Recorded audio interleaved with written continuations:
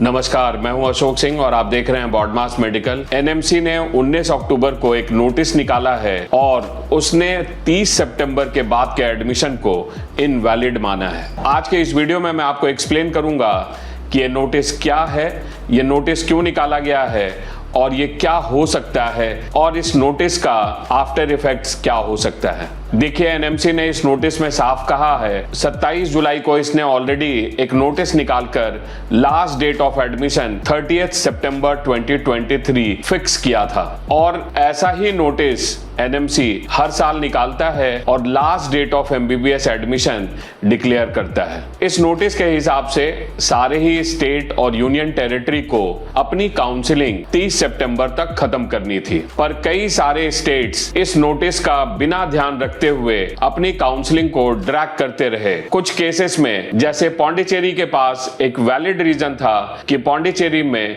Government school का एक Kota introduce होना था, जिसकी वजह से उसके अप्रूवल के लिए पौंडीचेरी को थोड़ा डिले हुआ, पर उसके बाद भी पौंडीचेरी ने अपने एडमिशन प्रोसेस को फास्ट करने की जगह बहुत स्लो रखा और यही वजह है पौंडीचेरी के दूसरे राउंड की काउंसलिंग भी 30 सितंबर तक पूरी ना हो सकी। इसके अलावा कुछ स्टेट जैसे बिहार, इसने भी अपने काउंसलिंग को बहुत स्लो रखा और बहुत आराम से बिहार अपनी काउंसलिंग को अक्टूबर तक करता रहा। महाराष्ट्र ने अपना स्ट्रे वैकेंसी फिजिकली कंडक्ट किया जो एनएमसी के रूल के अगेंस्ट था। इसी तरीके से वेस्ट बंगाल ने भी अपनी काउंसलिंग को 30 सितंबर के आगे तक कंडक्ट किया। कई ऐसे स्टेट्स हैं जिन्होंने अपनी एनआरआई सीट्स को या कैटेगरी सी सीट्स को कॉलेज लेवल पे 30 सितंबर के आगे भी एडमिशन कंडक्ट किया। अब इस नोटिस में ये एक ध्यान देने वाली बात है कि 19 अक्टूबर को एनएमसी ये नोटिस निकालता है और ये कहता है उसे ये खबर मिली है कि कई स्टेट्स ऐसी काउंसलिंग कर रहे हैं। जब ये बिहार और पौंडीचेरी अपने नोटिस को ऑनलाइन निकाल रहे थे तो एनएमसी को इसमें बहुत बड़े रिसर्च करने की जरूरत नहीं थी।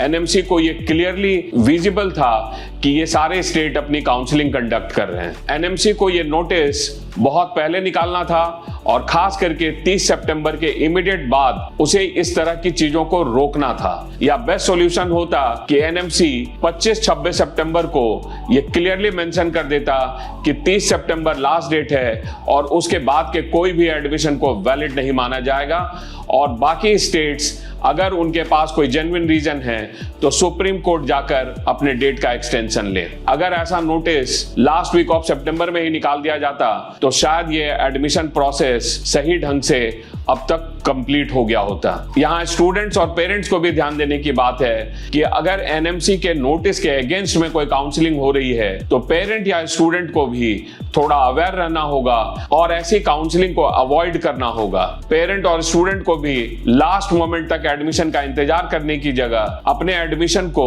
2 राउंड में ही प्लान करना चाहिए। ये तो मैंने आपको बताया कि ये क्या घटनाक्रम हुए हैं। अब इसका क्या सॉल्यूशन हो सकता है, मेरे हिसाब से अब इसका क्या सॉल्यूशन हो सकता है वो मैं आपको बताता हूं। इन स्टेट्स को, जिन स्टेट्स ने भी 30 सितंबर के आगे काउंसलिंग की है, इनके पास अब और कोई रास्ता नहीं है वो सुप्रीम कोर्ट में जाकर ये परमिशन लें। एनएमसी ने पहले ही नोटिस में इस बात को ऑलरेडी मेंशन कर दिया है कि सुप्रीम कोर्ट ने पास्ट में ऐसे एडमिशन को वैलिड नहीं ठहराया था और सुप्रीम कोर्ट ने सीटें खाली होने की वजह को वैलिड नहीं माना था। स्टेट्स जिन्होंने काउंसलिंग लेट कंडक्ट की है, अगर उनके पास कोई वैलिड रीजन है तो वो सुप्रीम कोर्ट में जाकर डेट का एक्सटेंशन लें। जहां तक स्टूडेंट का सवाल है, सुप्रीम कोर्ट स्टूडेंट के फ्यूचर को ध्यान में रखते हुए कोई सॉफ्ट डिसीजन ले सकती है और जो एडमिशन प्रोसेस काउंसलिंग के द्वारा कंडक्ट किए गए हैं उनको शायद मान्यता दे। लेकिन पर नेक्स्ट ईयर से इसका ध्यान एनएमसी को भी और स्टेट काउंसलिंग अथॉरिटी को भी बहुत पहले से रखना होगा और उन्हें टाइमलाइन में यह काम करना होगा। कई ऐसे एग्जाम्पल हैं कि जब एक बार नीट का रिजल्ट आ जाता है और काउंसलिंग के डेट अनाउंस हो जाते हैं तो बहुत सारे कोर्ट के फैसले और बहुत सारे नए नियम सरकार इंप्लीमेंट करने की कोशिश करती है। ये नए नियम, नए रिजर्वेशन रूल्स, नए काउंसलिंग रूल्स ये अभी तय होने चाहिए, ये ताकि एक बार जब नीट का रिजल्ट पब्लिश हो तो काउंसलिंग स्मूथ प्रोसेस की तहत 2 महीने के अंदर खत्म हो। मैं उम्मीद करता हूं कि 2024 में काउंसलिंग ज्यादा ट्रांसपेरेंट और ज्यादा डिसिप्लिन वे में होगा। इस साल की काउंसलिंग में बहुत सारे प्रॉब्लम थे और इसके लिए गवर्नमेंट ऑफिशियल्स सबसे बड़े जिम्मेवार हैं। इन गवर्नमेंट ऑफिशियल्स को टाइमली अपने रूल्स, अपनी पॉलिसी और अपने डिसीजन को रखना होगा ताकि स्टूडेंट और पेरेंट स्मूथली काउंसलिंग करें और टाइमली क्लासेस स्टार्ट हो सके। और इसी उम्मीद के साथ कि 2024 में काउंसलिंग बेहतर ढंग से कंडक्ट होगी, मैं इस वीडियो को यहीं समाप्त करता हूं। वीडियो देखने के लिए आपका बहुत बहुत धन्यवाद। Thank you. Subscribe YouTube channel. Broadcast Medical. Broadcast Education. Your dream, our mission. We are Team Broadcast.